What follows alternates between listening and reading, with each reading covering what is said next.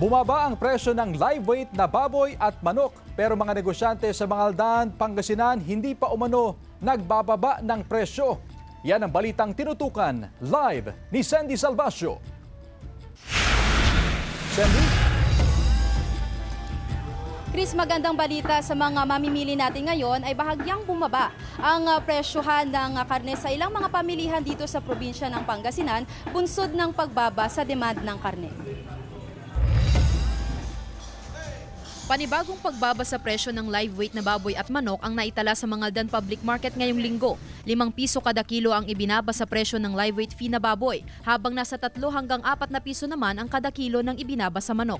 Sa ngayon ay nasa 220 pesos per kilo ang presyo ng live weight na baboy, habang nasa 125 pesos naman sa manok. Kahit patuloy sa pagbaba ang live weight fee, hindi raw basta-basta makapagbaba ng presyo ang mga negosyante. Unstable kasi ang presyohan ng karne. Kung magbababa raw sila ng presyo, ay mahihirapan na silang magdagdag kapag muling tumaas ang live weight fee. Bumaba lang po ng konti, kaya hindi naman kami pwedeng agad-agad magbababa sa mga customer. Kasi ngayon bumama, bukas makalawa, tataas na naman yan. Hindi naman kasi kami ang gumagawa ng presyo, yung mga supplier namin. Sa monitoring ng Samahang Industriya ng Agrikultura o SINAG, sapat ang supply ng baboy ngayon at dahil sa mababang demand ay bumababa rin ang live weight fee nito. Pagdating naman sa manok, sakto lang ang supply at nakadepende sa pangangailangan ng pagtaas ang presyo nito.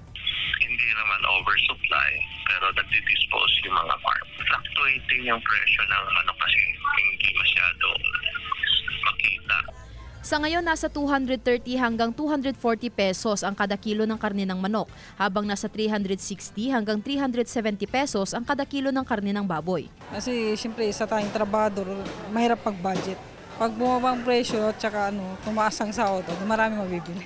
Ayon sa SINAG, sapat ang supply ng baboy at manok hanggang sa pagpasok ng bare months.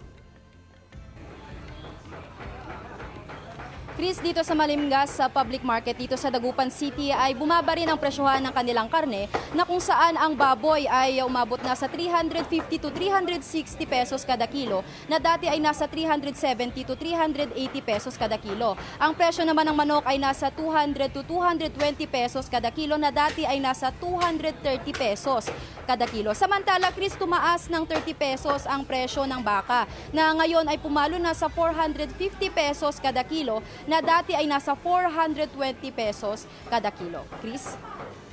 Maraming salamat, Sandy Salvacio.